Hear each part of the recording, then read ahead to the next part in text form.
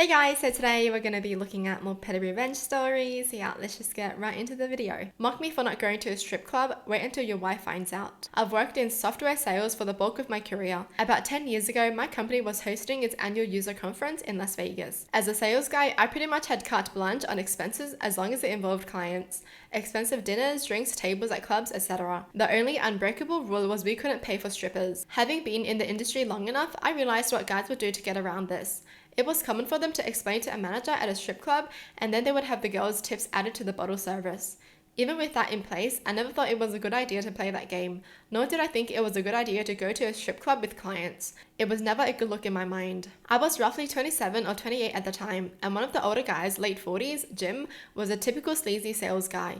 He would tell half-truths to prospects, overcharge them, oversell, etc. The type that creates a hassle for the services and implementation teams, but he still got paid, so he didn't care. And when he got to Vegas, Jim would go crazy entertaining clients and himself. Sometimes he would go to the dinner by himself, but say some senior VP was with him, and he also abused the stripper loophole. One of the reasons he tried to get a group to the strip club each night was that he had a very conservative wife. She made the kids go to a local Christian school, and the family went to church every Sunday.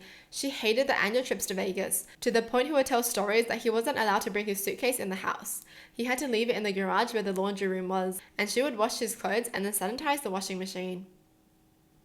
On the last night of the conference, he organized a shuttle from one of the big strip clubs to pick up the group. There were some open seats he was trying to fill to meet the minimum commitment for free entry to the club. Jim saw me speaking to a client and invited us. I declined. He started mocking me about being scared of pretty ladies, or that I would probably nut the first time one of them touched me, etc. This would have normally not bothered me, but he did it in front of my client. I stated I don't want to go because I don't think it's professional. He left. I bought my client another round, and we joked about the douchebag. Then I was on my own and decided to walk the strip a bit and head to bed early due to an early morning flight. If you've ever been to Vegas, there are people on the sidewalk handing out cards that are essentially ads for escorts. They legally can't speak to you, so they slap the cards on their hands to get your attention. After a few drinks, I started taking a few. Fast forward to the next morning when Jim and I were sitting in the airport waiting for our flight. He had stayed out to 3 or 4 a.m.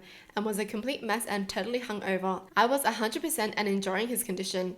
At one point, he went to the bathroom and asked me to watch his bag. When he was out of sight, I added those escort cards in his bag. When his wife went to do her laundry routine when he got home, she was not happy. She didn't believe in divorce, but they were suddenly going to church 3 times a week and had a weekly counseling session with the pastor. This also led to Jim dropping out of his weekly golf league. He was telling us all the story at the office looking for sympathy, and he swore he never took those cards, but couldn't remember since he was so drunk. Yeah, that's what he gets, seriously. If he wasn't a douchebag, no one would care what he does. Okay.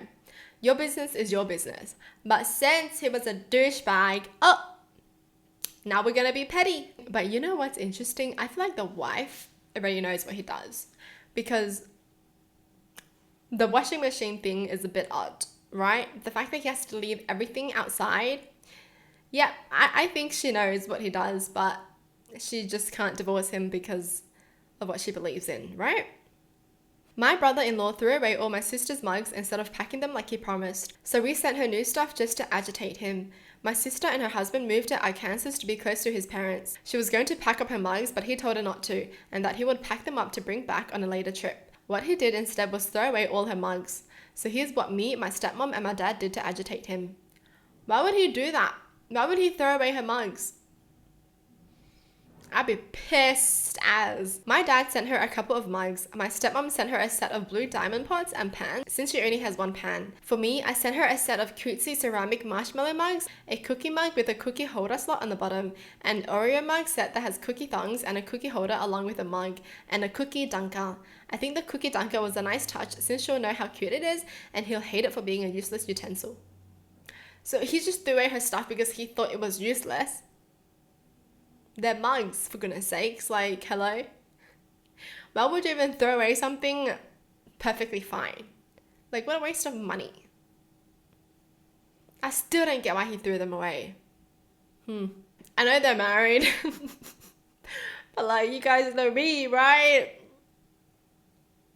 Bye. If your partner just throws away things that they promised to bring back for you, and those were your possessions, okay, those mugs were hers, and he chucks them away?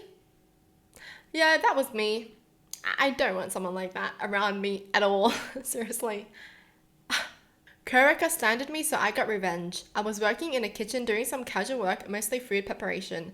Crappy job, to be honest. Anyway, one of the dishes found out that I was living in a tent. House prices are out of control, and spread it around work, telling everyone, and started making snide comments to me in front of others, like offering to lend me his bed. Wink wink. So I started telling people that he was just mad at me because I stopped sleeping with him. We never did. Eventually someone told his girlfriend and they had a big fight over it. He never spoke to me again. Deserved that, because if you're gonna be making jokes about her sleeping with you, then okay.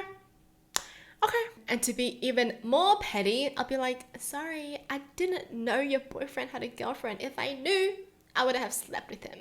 Because if he's gonna be the one suggesting to sleep with you, then yes, his girlfriend should know too. But seriously, why would you even make fun of someone about this? Like, there's nothing funny about this, huh? If anything, it's sad, okay? It's sad. Well, that's it for the video. Hope you guys enjoyed. Tell me in the comments down below what your thoughts are. And as always, thanks for watching. Hope you guys liked it, and I'll see you guys next time. Bye!